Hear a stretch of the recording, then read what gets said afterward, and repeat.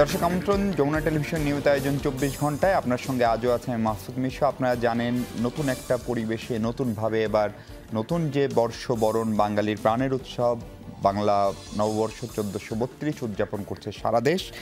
এই অনুষ্ঠানে আমরা সচরাচর রাজনীতি নিয়ে কথা বলি। রবি থেকে বৃহস্পতি ৫ কর্মদিবসে যমুনা টেলিভিশন স্টুডিও থেকে সরাসরি সম্প্রচারিত অনুষ্ঠানে সচরাচর আমরা রাজনীতি নিয়ে কথা বলি, অর্থনীতি কূটনীতি নিয়েও কথা বলি। আজকেও সেরকম বিষয় নিয়ে কথা বলবো। আমাদের সঙ্গে যুক্ত হয়েছেন অনুসন্ধানী সাংবাদিক, all the prime ministers man খ্যাত সেই হুইসেল ব্লোয়ার জুলকারনাইন সামি। এবারের নববর্ষ উদযাপন বাংলাদেশে যেটি হলো সেটা কেমন দেখলেন? বিশেষ করে আপনারা যারা প্রবাসে থাকেন, দূরে থাকেন, তারা হয়তো এই আয়োজনগুলোর সময় আরো অন্যভাবে ফিল করেন বোধহয় দেশটাকে। হ্যাঁ, অবশ্যই। আপনার দেশের বাইরে যখন আমরা থাকি তখন উৎসব অনেক ডিফারেন্টলি হয়। এখন যেমন আমি আজকে অফিসে আছি, সুতরাং উৎসব পালন করার মতো অবস্থায় নাই, বাট আমরা বাংলাদেশের লোকজন যারা দেশে উৎসব পালন করছেন তাদেরটা দেখতে ভালো লাগে। আর যদি সুযোগ হয় তখন আমরাও হয়তো এখানে কোথাও গিয়ে সেলিব্রেট করি। বাট যুক্তরাজ্যে থাকার সুবাদে আমরা জানি যে এখানে অনেক অ্যাক্টিভিটিস হয়, অনেক কমিউনিটি অ্যাক্টিভিটিস হয়। কিছুদিন আগে আমরা বাংলাদেশ হাই কমিশন আয়োজিত আমি একটা অনুষ্ঠানে যাওয়ার সুযোগ হয়েছিল ২৬শে মার্চের যে সম্বর্ধনা দিবস। ইট ওয়াজ এ নাইসলি অর্গানাইজড ইভেন্ট, যেটা বাংলাদেশ হাই কমিশন এখানে অর্গানাইজ করেছিলেন। আমি ওখানে অনেকেই এসেছিলেন, বেশ ভালোই ছিল ইভেন্টটা। তো বাইরে থাকলেও আসলে মিস করা হয় না। আর আমরা কিন্তু বাংলাদেশের সাথেই বাংলাদেশ রিলেটেড কাজকর্ম করি সবসময়, বাংলাদেশ আসলে ওইভাবে মিস করার চান্স নাই আর কি। ফিজিক্যালি মিস করি, যেতে পারতেছি না, অনেকের সাথে ইন্টারঅ্যাক্ট করতে পারতেছি না, অথবা দেশ ঘুরতে পারতেছি না, but apart from that we remain connected. জি জি সাইফ ভাই, আর একটা বড় প্রশ্ন হচ্ছে ৫ আগস্টের পরে একটা বিশাল স্বপ্ন বা নতুন একটা বাংলাদেশ গড়ার প্রত্যাশা ছিল, এবং সেই যে যুদ্ধ বা সেই যে সংগ্রাম, সেই সংগ্রামের আপনারা যারা প্রবাসে ছিলেন তাদের সক্রিয় ভূমিকা ছিল এবং কখনো কখনো নেতৃত্বের ভূমিকায় আপনারা ছিলেন। ৭ বা ৮ মাস পরে যে স্বপ্নটা দেখেছিলেন সেটা কতখানি পূরণ হলো? বাংলাদেশ সেই পথেই যাচ্ছে কিনা? আমার মনে হয় মাত্র তো ৮ মাস হলো। আমার মনে হয় যে ১৫ বছর ১৬ বছর একটা স্বৈর শাসনের পরে আমরা যে একটা বিশাল গণ অভ্যুত্থানের মাধ্যমে বাংলাদেশকে ফ্যাসিস্ট মুক্ত করতে পেরেছি, অথবা দেশের সকল মানুষের আপমর জনগোষ্ঠীর সহায়তায় যে বাংলাদেশ ফ্যাসিজম থেকে মুক্ত হয়েছে, এবং তারপরে আমরা এখন প্রায় ৮ মাসের মতো হয়ে গিয়েছে। তো আমার মনে হয় যে অফকোর্স মানুষ তো অন্তত এটা বুঝতে পারছে যে একটা স্বৈর শাসকের থেকে মুক্তি মিললে কেমন লাগতে পারে। আর ডক্টর ইউনূস উনি যেভাবে দেশ সামনের দিকে নিয়ে যাচ্ছেন, আমার মনে হয় ওনার তো he has committed himself for N inclusive election in coming months. তো সেটা যদি হয় তাহলে তো অবশ্যই মানুষের যে এক্সপেকটেশন ছিল সেটার রিফ্লেকশন হবে বলে আমার কাছে মনে হয়। ইলেকশনের সময়সীমা নিয়ে প্রফেসর ইউনূস অনেক আগে স্পষ্ট করেছেন ডিসেম্বর ২০২৫ অথবা জুন ২০২৬, কিন্তু বিএনপি বলছে যে তাদের সঙ্গে আলাপ আলোচনায় ডিসেম্বর ধরে এগুচ্ছিল, নির্বাচন কমিশনে তেমনটা বলছে। মাঝখানে ওনার প্রেস উইং থেকে একটি প্রেস নোট দেয়া এবং সেটি সংশোধন করা, সেটি নিয়ে নানান ধরনের আলোচনা চলছে। ফলে নির্বাচনের সময়সীমা নিয়ে আপনিও খানিকটা দ্বিধান্বিত, নাকি আপনি নিশ্চিত যে জুন বা ডিসেম্বরে নির্বাচনটা হতে যাচ্ছে, বা আপনি আশাবাদী কিনা? দেখেন, আমি একজন সাংবাদিক, সো পলিটিক্যাল পার্টি কিভাবে কাজ করে, পলিটিক্যাল পার্টি কি ডিসিশন নেয়, অথবা তারা কি মোটিভে আগায়, সেটা তো আমার পক্ষে অ্যাসার্ট করা পসিবল না। বাট আমার যেটা ধারণা, আমার যেটা মনে হয় যে ডক্টর ইউনূস একজন যথেষ্ট বিচক্ষণ ব্যক্তি, উনি একজন অত্যন্ত সম্মানিত নাগরিক। তো আমার মনে হয় উনি এমন কাজই করবেন যা ওনার ব্যক্তিত্ব রিফ্লেক্ট করে, এবং ওনার কমিটমেন্ট এর বাস্তবায়ন নিশ্চয়ই উনি সঠিকভাবেই করবেন। আর ডিসেম্বর থেকে জুনের মধ্যে উনি যে পিরিয়ডটা দিয়েছেন, যদি সেটা হয় দেন অবশ্যই ভালো। আমরা কেউই তো একটা অনির্বাচিত সরকার, যেটা আমরা বলছি, লাইক আপনার সবাই এটা আমরা বলছি, এটা আমরা তো অবশ্যই এক্সপেক্ট করি না। কারণ সুষ্ঠু ইলেকশনের দাবি তো আজকে নতুন কোনো দাবি না, এটা গত কয়েক বছর আপনার ২০১৪ সালের যেই কন্ট্রোভার্সিয়াল ইলেকশন ছিল আওয়ামী লীগের, তারপর থেকে সেটা হয়ে আসছে basically, and it has intensified since 2018 that আপনার নিশিরাতের ভোটের উৎসবের পর থেকে ওটা আরো ইন্টেন্সিফাই হয়েছে।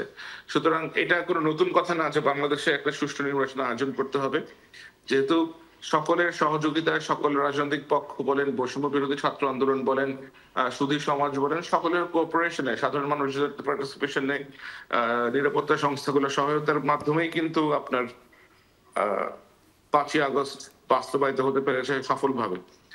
এতগুলা মানুষ এই প্রক্রিয়া মারা গিয়েছে, এতজন আপনার আত্মত্যাগ করেছেন একটা সুন্দর সুস্থ আগামী বাংলাদেশের জন্য।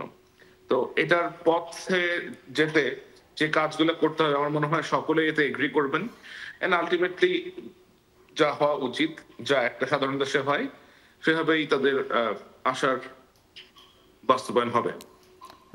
জুলকারনাইন, একটা প্রশ্ন হচ্ছে উপদেষ্টা ফরিদা আক্তার, অন্তর্বর্তী সরকারের উপদেষ্টা, তিনি একটি প্রশ্ন করেছেন এবং সেটি নিয়ে নানা আলোচনা চলছে যে আমরা অনির্বাচিত, মানে সরকার অনির্বাচিত, এটা কে বলল? উনি হয়তো জুলাই আগস্টের যে স্পিরিট এবং তাদের প্রতি বিপুল মানুষের যে সমর্থন সেটিকে বোঝানোর চেষ্টা করেছেন।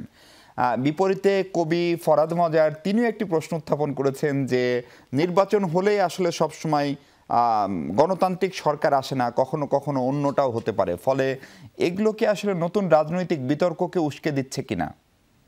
না, এগুলা আমার মনে হয় যে যারা এগুলা বলছেন, আমার মনে হয় না যে বাংলাদেশের রাজনৈতিক অঙ্গনে তারা কখনোই এতটা গুরুত্ব রেখেছেন অথবা তাদেরকে এতটা আমলে নেওয়ার মতো কিছু আছে, বিকজ তাদের তো নিজস্ব কোনো পলিটিক্যাল আইডেন্টিটি নাই এটা যারা বলছে। আর অন্তর্বর্তী সরকার নামটাই তো অন্তর্বর্তীকালীন সরকার, তো যার নামই অন্তর্বর্তীকালীন সরকার সে আবার নির্বাচিত হয় কিভাবে?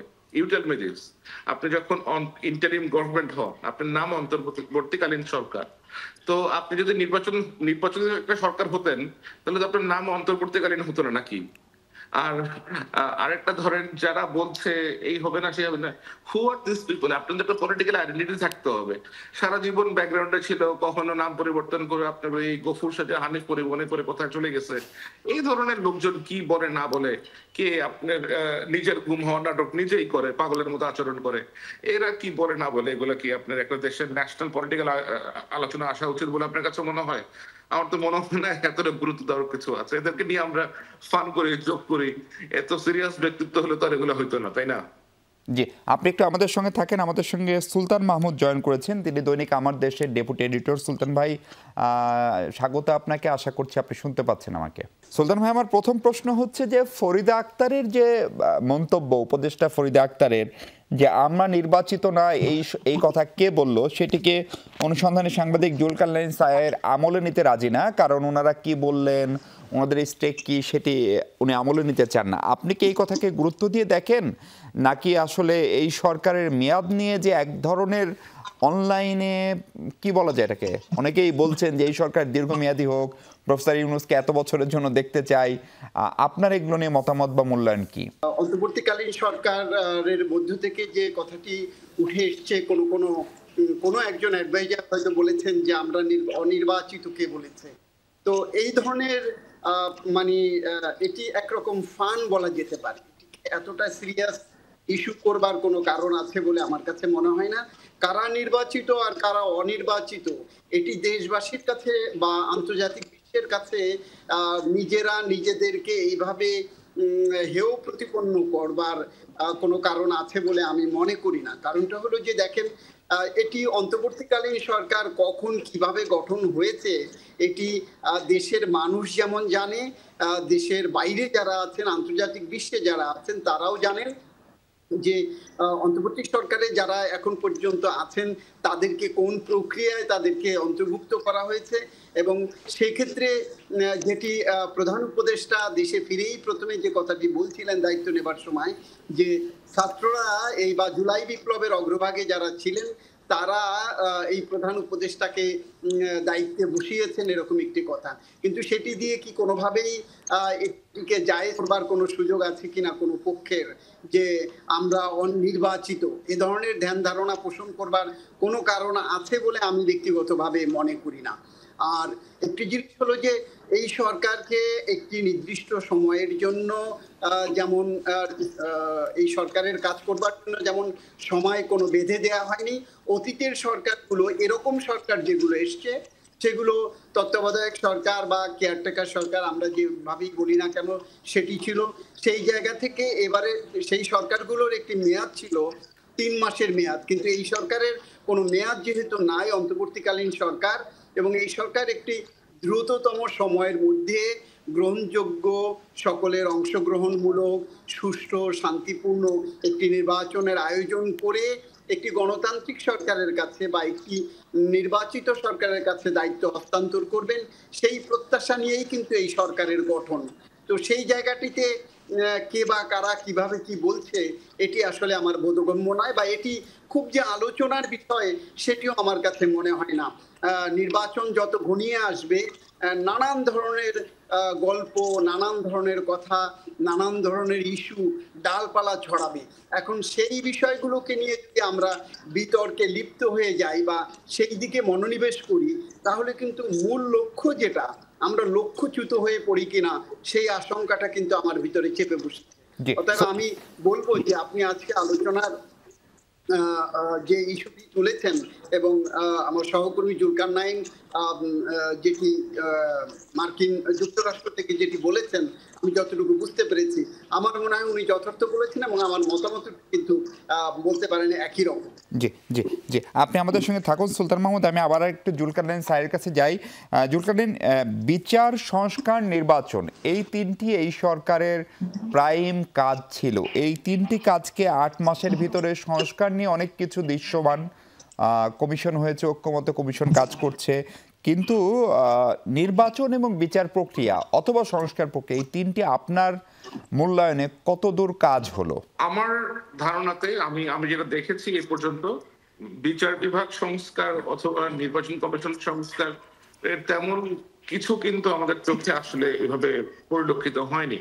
আমরা দেখেছি যে নির্বাচন কমিশনকে ঢেলে সাজানো হয়েছে, তারা বিভিন্ন রকমের স্টেপ নিয়েছেন, কিন্তু নির্বাচন প্রক্রিয়া বিষয়ক কোন রকমের সেমিনার অথবা এটাতে কোন রকমের আমূল পরিবর্তন আনা, এরকম কোনো কিছু আমরা এখনো পর্যন্ত দেখিনি।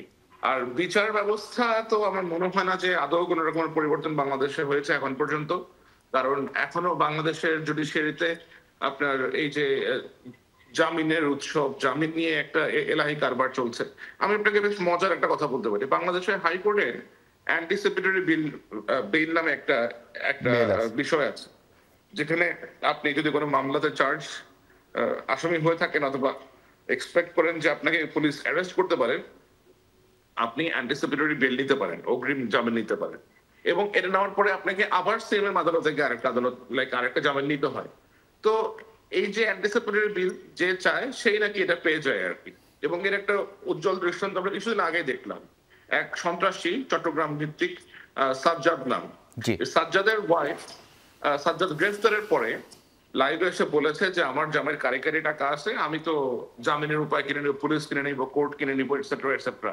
সারপ্রাইজিংলি এনাফ এই মহিলা যে লাইভে এসে অনলাইনে এগুলা এতটা দ্বন্দ্বের সাথে বললো, এই মহিলা আপনার গত সম্ভবত 12 তারিখে হবে, হ্যাঁ 12 তারিখে সে সুপ্রিম কোর্টের আপনার এক জাজ কোর্টে গিয়ে আপনার সুপ্রিম কোর্টের এক আদালতে গিয়ে সে অ্যান্টিসিপেটরি বিল নিয়ে চলে আসতো। ওইটা নিয়ে আমি নিজেও বেশ কিছু লেখালেখি করেছি, এবং আমি পরবর্তীতে জানতে পারলাম যে ওখানে যে যায় সেই নাকি ওখানে গিয়ে আপনার জামিন পেয়ে যায়। এই মহিলার লিস্ট নাম্বার ছিল 623, কিন্তু সেদিন কার্য দিবসে 150 নম্বর পর্যন্ত সিরিয়ালে শুনানি হয়। কোনো এক অদ্ভুত কারণে তার সিরিয়াল জাম্প করে তাকে আপনার সেদিনের কার্য দিবসের মধ্যে ইনক্লুড করা হয়, and she got the bell. একটা মহিলা এসে লাইভে এসে এভাবে দেশের জুডিশিয়ারিকে গালিগালাজ করলো, পুলিশকে গালিগালাজ করলো, অশ্রব্য কথাবার্তা বললো, তারপরেও তাকে সুপ্রিম কোর্টের বিচারক অ্যান্টিসিপেটরি বিল দিয়ে দিলেন, এবং এই সেম পার্সনকে আবার পরে সিএমএম আদালতে ঠিকই যেতে হবে বেল আনার জন্য। তাহলে আপনার হোয়াট ইজ দ্য পয়েন্ট? আপনি কেন এই কাজটা করবেন? আপনি কেন দুইটা মাধ্যম রাখবেন? অ্যান্টিসিপেটরি বিলের একটা নমুনা আছে এখানে, আবার সিএমএম কোর্টে আবার আপনাকে যেতে হবে। আপনি এটাকে এক করে দেন, তাহলে তো সবকিছুর পয়েন্ট এক হয়ে গেল, তাই না? সো এরকম আরো অনেক বহু কাহিনী আছে, এরকম আরো বহু। সামি, আপনাকে একটু থামাই, যদিও সামি আমার প্রশ্নটা ছিল, আপনি যদি এখন শুনতে পান, আমার প্রশ্নটা ছিল অন্তর্বর্তীকালীন সরকারের 3টি প্রায়োরিটি। একটি হচ্ছে জুলাই গণঅভ্যুত্থানের বিচার করা, আর একটা হচ্ছে সংস্কার করা, স্বল্পমেয়াদী, মধ্যমেয়াদী বা দীর্ঘমেয়াদী যাই বলি, সংস্কারের কাজটা শুরু করা, এবং আরেকটা হচ্ছে নির্বাচনের ব্যবস্থা করা। এই 3 মানদণ্ডকে ধরলে এই সরকারের কার্যক্রমকে আপনি কিভাবে মূল্যায়ন করবেন? আপনি কি শুনতে পেয়েছেন আমার প্রশ্ন? আমি বুঝতে পেরেছি আপনি বলেছেন অন্তর্বর্তী সরকারের 3টি প্রায়োরিটি আছে। একটা হচ্ছে বিচার ব্যবস্থা করা, না, বিচার একটা হচ্ছে জুলাই গণ অভ্যুত্থানের বিচার করা, হ্যাঁ জুলাই গণ অভ্যুত্থানের জন্য যারা দায়ী তাদের বিচার করা, ওকে, আর আরেকটা হচ্ছে সংস্কার করা, আরেকটা হচ্ছে একটি সুষ্ঠু নির্বাচনের ব্যবস্থা করা। এই 3টি কাজের বিষয়ে গত 8 মাসে তাদের পারফরমেন্সকে আপনি কিভাবে মূল্যায়ন করেন বা কিভাবে দেখেন? আসলে জুলাইয়ের হত্যাকাণ্ডের বিচার আয়োজন করা তো একটা বেশ লেন্দি প্রসেস হওয়ার কথা। এটা এতগুলো মানুষ এখানে মারা গেছে, আপনার প্রায় 1,500-2,000 মতো মানুষ মারা গেছেন, কয়েক হাজার, 10-15,000 মতো মানুষ ভয়াবহভাবে ইনজুর্ড হয়েছেন। সুতরাং আমরা কিন্তু এখনো ওইভাবে বিচার শুরু হচ্ছে ওইটা আমরা এখনো দেখতে পাচ্ছি না কোনো এক কারণে। কারণ বিচারের সাথে আপনি যাদেরকে ধরবেন, যেমন শেখ হাসিনা নিজে বেশ কিছু মামলায় অ্যাকিউজড, সে নিজেই তো দেশে নাই। এছাড়া আরো অনেক মন্ত্রী আছেন, আরো বেশ কিছু আপনার পুলিশ কর্মকর্তা আছেন, পুলিশের অনেক সদস্য আছেন, বিভিন্ন নিরাপত্তা সংস্থার অনেক সদস্য আছেন। হ্যাঁ, কিছু অ্যারেস্ট হয়তো হয়েছে, কিন্তু এগুলোর অগ্রগতি আসলে এখন আমরা যেভাবে এক্সপেক্ট করছিলাম সেভাবে তো অগ্রগতিটা সেভাবে হয় নাই।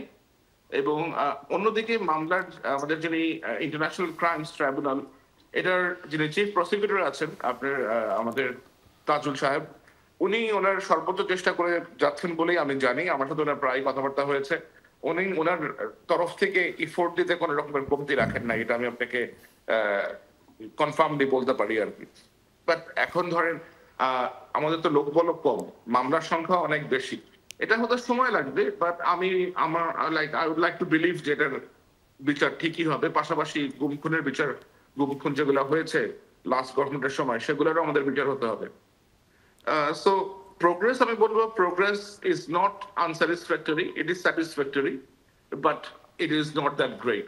হচ্ছে slowly and gradually হচ্ছে, এর পিছনে অনেকগুলো কারণ আছে। So we just cannot blame the government for that, যে তারা কোনো স্টেপ নেয় নাই। আরেকটা হচ্ছে সংস্কার। দেখেন, এত বড় একটা রাষ্ট্র, যে রাষ্ট্রে 180 মিলিয়ন নাগরিক বা 18 কোটি আপনার পাবলিক, আপনার হ্যাঁ আমাদের যে জনসংখ্যা আছে, এত বড় একটা রাষ্ট্রের বিভিন্ন রকমের অর্গান আছে। এই স্টেট ক্রাফটের সবগুলো অর্গানের আমাদের সংস্কার যদি করতে হয়, it will take few decades. এটা আপনি এক মুহূর্তে এটা আপনি করতে পারবেন না। সুতরাং you will have to give it good time. তাড়াহুড়া করে এগুলো আপনাকে করা সম্ভব হবে না। Gradually the more we develop, the more we progress, তার সাথে সাথে করে এটা করতে হবে আর কি, আমাদের এটা তার সাথে সাথে করে উন্নত হইতে হবে। তো we'll have to move forward accordingly. So we'll have to give it some time. অবশ্যই আমাদের সংস্কার করতে হবে। আমাদের নিরাপত্তা সংস্থাগুলোর ভিতরে সংস্কারের প্রয়োজন, গোয়েন্দা সংস্থাগুলোর ভিতরে সংস্কারের প্রয়োজন। আমাদের যে অ্যাডমিনিস্ট্রেশন আছে, আপনার সিভিল অ্যাডমিনিস্ট্রেশনের ভিতরে আপনার সংস্কার দরকার, জুডিশিয়ারি সংস্কার দরকার। The entire country needs to go through this. But এই যে ওভারহলিংটা একটা লং প্রসেস। এটা ইটস নট যে 10 দিনে করে ফেললাম, 2 বছরে করে ফেললাম, 5 বছর করে ফেললাম, and you have to continue doing it. So এটাকে আপনার ওইভাবে করতে হবে আর কি। এটা কোনো ইমিডিয়েট অ্যাকশন না যে এটা ইমিডিয়েটলি গেলে এটা হয়ে যাচ্ছে। ইলেকশনের বিষয়টা আপনি যেটা বললেন, ইলেকশন আমার মনে হয় আমাদের এখানে ডক্টর ইউনূসের মতো একজন সম্মানিত ব্যক্তি আছেন, যাকে পুরো বিশ্বই রিগার্ড করে খুব হাইলি। আমরাও হাইলি ওনাকে রিগার্ড করি, এবং তার জন্যই বলতে গেলে বাংলাদেশ এখনো পর্যন্ত যে আপনার টিকে আছে রাষ্ট্রটা, আমার মনে হয় তার নেতৃত্বের কারণে এটা টিকে আছে, এবং আমাদের তার প্রতি কৃতজ্ঞ থাকা উচিত। এবং উনি যা বলছেন যে উনি একই মুখে 2 রকমের কথা বলার মতো লোক না, যেটা আমরা জানি। ওনার like he is 85-year-old individual. উনি নোবেল প্রাইজ জিতেছেন, আন্তর্জাতিকভাবে বহুল সমাদৃত। সুতরাং উইল হ্যাভ টু সি উনি যেটা কমিট করেছেন ডিসেম্বর থেকে জুন পর্যন্ত নির্বাচন, আমার মনে হয় he will organise something between that. এবং বাইরের অনেক ফ্যাক্টর আছে যারা তাকে বলতেছে 5 বছর, এই বছর সেই বছর। আমার মনে হয় ওনাকে এইভাবে প্রেশার ক্রিয়েটটা না করলেও বোধহয় হয় আর কি। কারণ once he has made up his decision, he has made up his mind, উনি কিন্তু এখানে আজীবন থাকার জন্য আসেন নাই, 5 বছর 10 বছর থাকার জন্য আসেন নাই, এরকম কোনো ইন্টেনশন উনি নিজের থেকে কখনোই প্রকাশ করেন না। সুতরাং আপনারা যদি এটা চাপাই দিতে চান, দেন এটা একটা অন্যায় হবে ওনার উপরে। তো উনি যদি বলেন যে উনি কত বছর থাকতে চান, that let it come from his mouth. আপনারা কেন ব্যান্ড ওয়াগন বাজাচ্ছেন? It is not your job. যারা এই কাজটা করছেন, ইট ইজ ফর দ্যাম। তো লেট হিম টক।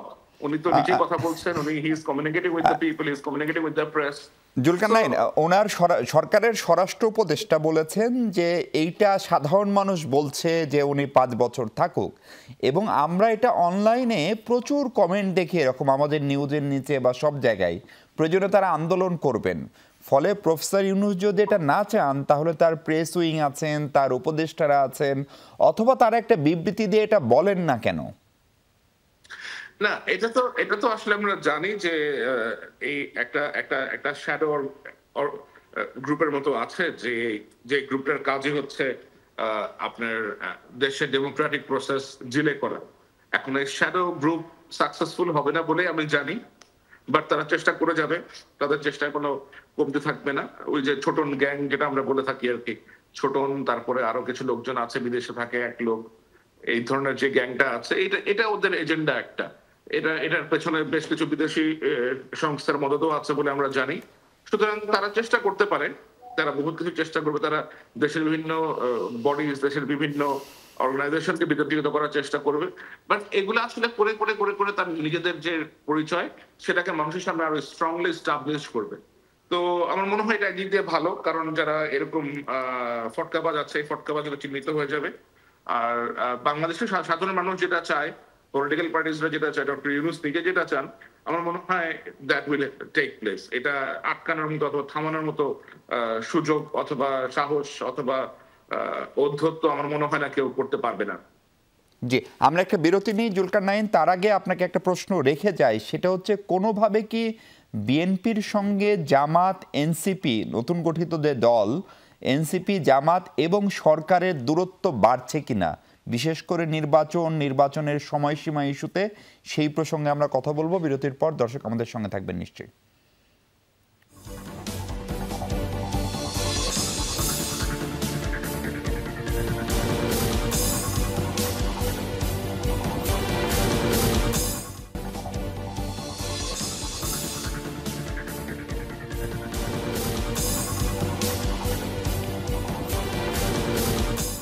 দর্শক আরেকবার স্বাগত। আমরা কথা বলছি সমকালীন রাজনীতি নিয়ে। আমাদের সঙ্গে সুলতান মাহমুদ আছেন, দৈনিক আমার দেশের ডেপুটি এডিটর। সুলতান ভাই, আপনি যদি শুনতে পান, প্রশ্নটা হচ্ছে নির্বাচন ইস্যুতে বিএনপির সঙ্গে জামাত, ন্যাশনাল সিটিজেন্স পার্টি মানে জাতীয় নাগরিক পার্টি যে নতুন দল, এবং সরকার, তিন পক্ষেরই খানিকটা দূরত্ব বাড়ছে কিনা? বৃহস্পতিবার বিএনপি প্রধান উপদেষ্টার সঙ্গে দেখাও করার কথা এই ইস্যুতে।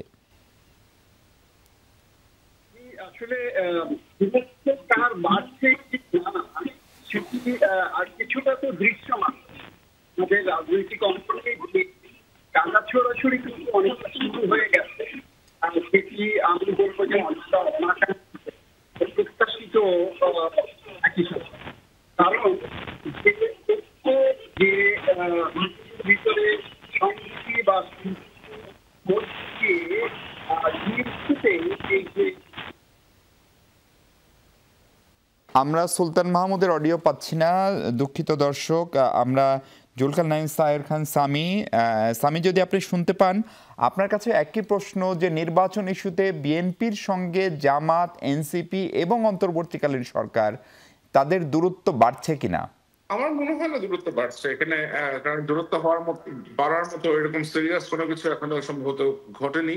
বাট অফকোর্স হ্যাঁ, কিছু বিষয়ে তো ডিসএগ্রিমেন্ট থাকবেই। সরকারের এত ক্লোজও বিরোধী দলের আসা উচিত না বলে আমার মনে হয়। বাট এখন সরকারের বিভিন্ন ব্যক্তি যারা বিভিন্ন সময় এলোমেলো কথাবার্তা বলছেন, তাদের কারণে হয়তো বিএনপি এবং অন্য দলগুলোর সাথেও একটা কনফ্লিক্টিং সিচুয়েশনে যাচ্ছে। বাট আমার মনে হয় না যে দেশের অবস্থা এখনো এরকম যে সরকারের সাথে অন্যান্য পলিটিক্যাল দলগুলোর আপনার কোনো ডিসটেন্স তৈরি হচ্ছে। কিছুটা হয়তো টাসেল হচ্ছে, বাট দ্যাটস ভেরি নেগলিজিবল। তাহলে কি কোনো দলের সঙ্গে সরকারের অনেক ঘনিষ্ঠতা, বিশেষ করে এনসিপির কথা অনেকেই বলেন? এনসিপি তো আসলে দে আর ভেরি নিউ পার্টি, তাই না? এটা খুবই খুবই নতুন ভাবে এস্টাবলিশ একটা পার্টি, এবং ওদেরকে আসলে আমার মনে হয় they deserve support from everybody. ওদেরকে এভাবে প্রতিটা পদক্ষেপে ভুল ধরে অথবা প্রতিভাবেই এদেরকে আপনার বাজেভাবে পোর্ট্রে করে আমার মনে হয় ও বড় পার্টিগুলো খুব ঠিক কাজটা ওইভাবে করছেন না। আপনি যখন বড় হন কোনো কিছুতে, আপনি যদি বয়সে বড় হন, অভিজ্ঞতায় বড় হন, কোনোভাবে সামাজিকভাবে যদি বড় হন অথবা পলিটিক্যালি যদি সিনিয়র হন, আমার মনে হয় এটা আপনার রেসপন্সিবিলিটি, এটা আপনার দায়িত্ব যে যারা ছোট আছে অথবা যারা নতুন এদেরকে ভালোভাবে গাইড করা, ভালোভাবে অ্যাডভাইস করা। কারণ যে ছোট অথবা যে নতুন ভাবে সামনে আসছে সে তো এমনিতেও দুর্বল। তাকে যদি আপনি আরো দুর্বল করে দেন অথবা আরো দুর্বল করার চেষ্টা করেন, সেটা আপনি করতেই পারেন। সেটা না করে যদি আপনি তাকে স্ট্রেংথেন করেন, তাকে শক্তিশালী করার চেষ্টা করেন, সহায়তা করেন, দেন আপনি নিজের জন্য সামনে একটা বেটার ভার্সন খুঁজে পাওয়ার সুযোগ তৈরি করলেন। কারণ আপনার কম্পিটিশনে যদি উইক থাকে তাহলে তো আপনি নিজে আর নিজেকে ইমপ্রুভ করবেন না। আপনার কম্পিটিশনটাকে ইমপ্রুভ করতে হবে, তো আপনি নিজেও ইমপ্রুভ হতে পারেন। এটাই আর কি। জি, জুলাই গণ অভ্যুত্থানে আমি সশস্ত্র বাহিনী, বিশেষ করে সেনাবাহিনীর খুবই দৃশ্যমান একটি ইতিবাচক ভূমিকা ছিল সরকার গঠন পরবর্তী পর্যায়ের নানা কার্যক্রমে। কোনো কারণে কি নির্বাহী প্রধান, বিশেষ করে প্রফেসর ইউনূসের সঙ্গে সেনা প্রধানের কোনো ইস্যুতে মতদ্বৈততা বা দূরত্ব বাড়ছে? সামরিক বাহিনীর সঙ্গে সামরিক বাহিনী নিয়ে আপনি দীর্ঘদিন কাজ করেন, সেখানে লিখেন, সাংবাদিকতা করেন, ফলে আপনার মূল্যায়নটা কি? দেখেন, আমি আপনাকে যেটা বলেছি, অন্তর্বর্তী সরকারটা যখন গঠিত হয় তখন সরকারের ভেতরে এমন কিছু এলিমেন্টের প্রবেশ ঘটে যাদের একটা বেশ বাজে রকমের উদ্দেশ্য আছে। এটা অবশ্যই ডক্টর ইউনূস সাহেবের জ্ঞাতসারে এরকম কোনো কিছু ঘটেছে বলে আমার কাছে মনে হয় না।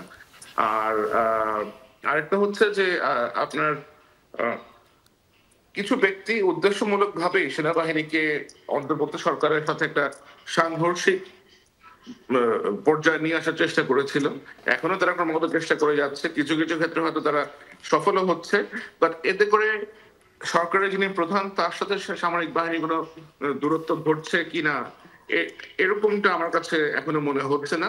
বাট কিছু ব্যক্তি গোষ্ঠী চেষ্টা করে যাচ্ছে যেন এই দূরত্বটা ঘটে, যেন সাধারণ লোকজনের মুখোমুখি সামরিক বাহিনীকে একটা কনফ্লিক্টিং অবস্থা দাঁড় করানো যায়। এটা কারা করছে এটা আপনারা একটু ডানে বামে চোখ রাখলে বুঝতে পারবেন, এবং তাদের ইন্টেনশন যে বেশ একটা ভালো না সেটা নিশ্চয়ই আর বলার অপেক্ষা রাখে না। আর এনসিপির বিষয়ে আপনি আমাকে যেটা বললেন যে এনসিপির সব থেকে গুরুত্বপূর্ণ যেটা হবে সেটা হচ্ছে NCP should stop taking support from the government. আপনি সরকারের আপনার যারা থাকবে সরকারের ভিতরে তারাও যদি এনসিপির মেম্বার হয়ে সরকারের ভিতরে থাকেন সেটা একেবারেই ঠিক না। আপনি পলিটিক্যাল পার্টি যখন হবেন, be a political party, try to run yourself independently. আপনার সরকারের এর থেকে সহায়তা নেবেন, আপনি সরকারের ভিতরে আপনার লোকজন থাকবে, তারা আপনাকে বিভিন্ন রকমের লেভারেজ দিবে, আপনার সুযোগ করে দিবে, সেটা একেবারেই থাকা উচিত না বলে আমার কাছে মনে হয়। সুতরাং they have to cut themselves off from their friends or foes in interim government, সেটা থেকে বন্ধ করতে হবে। সামরিক বাহিনী একটা প্রশিক্ষিত বাহিনী, বাংলাদেশের যে সামরিক বাহিনী আছে, আর্মি, নেভি, এয়ারফোর্স, আমরা সবসময় সেনাবাহিনীর কথা বলি, বাট নেভি, এয়ারফোর্সকে উপেক্ষা করে যাই। আমার মনে হয় না সেটা আমাদের করা উচিত। আমি বলছিলাম যে প্রশ্নটি আপনি শেষ করতে পারেননি, যে সশস্ত্র বাহিনীর সঙ্গে সরকার প্রধানের বা উপদেষ্টা পরিষদের কোনো দূরত্ব তৈরি করার একটা চেষ্টার কথা আপনি বলছিলেন, সেই সংকটটা কি কেটে গেছে না সেই ঝুঁকি এখনো আছে? আমার ইলেকশন সামনের দিকে আসবে, কারণ আমি যে গোষ্ঠীর কথা আপনাকে বলছিলাম সেই গোষ্ঠীটা অত্যন্ত সক্রিয়। এরা সরকারের ক্ষমতার আশেপাশেরই ব্যক্তিবর্গ, এদেরকে বিভিন্ন ভাবে বিভিন্ন জন সহায়তা করছেন। দেশের বাইরে ওদের ব্যক্তি আছেন যারা এদেরকে বিভিন্ন ভাবে আপনার ন্যারেটিভ ম্যানিপুলেট করার চেষ্টা করছেন, কিন্তু আলটিমেটলি এই চক্র কোনোভাবে আমার মনে হয় না কোনো সুবিধা করতে পারবে আর কি। কারণ আপনি you can do little bit damage, আপনি হয়তো স্ক্র্যাচেস সারফেস করতে পারবেন, বাট এটার ভেতরে পেনিট্রেট করার কোনো সুযোগ আমার মনে হয় না আছে। জি জি, সামি, বিএনপির প্রধান নেতা তারেক রহমান, তিনি আমরা দেখছি যে তার মামলাও প্রত্যাহার হয়েছে। আপনি যেহেতু রাজনীতির খোঁজ খবর রাখেন, আপনার পূর্বাভাস কি তিনি কবে নাগাদ দেশে ফিরতে পারেন? কোনো তথ্য বা আভাস পান কিনা? আমি আসলে আমার যেটা মনে হয় ওনার এখন দেশে ফেরার ক্ষেত্রে ওনার দল থেকে সম্ভবত বেশ কিছু কনসার্ন আছে। প্রধান কনসার্ন হচ্ছে ওনার সেফটি কনসার্ন। তো আমার মনে হয় তারা যদি সরকারের কাছে নিরাপত্তা পান, যে জনাব তারেক রহমানকে পূর্ণ নিরাপত্তা এবং সকল রকমের যে সিকিউরিটি মেজার্স সেগুলো না হবে, তখন সম্ভবত উনি দেশে যাবে না। এরকমটা আমি বিভিন্ন শুনেছি। জি জি, অনেক ধন্যবাদ জুলকারনাইন সায়ের খান সামি আমাদের সঙ্গে যুক্ত হওয়ার জন্য। দর্শক, অনেক দুঃখ প্রকাশ করছি, নানা রকম কারিগরি জটিলতার ভিতর দিয়ে আমাদের এই অনুষ্ঠানটি নিয়ে আজকে আমাদের যেতে হলো। আমাদের সঙ্গে যারা ছিলেন তাদেরকে অনেক ধন্যবাদ। ভালো থাকবেন সবাই, নিরাপদে থাকবেন। ধন্যবাদ।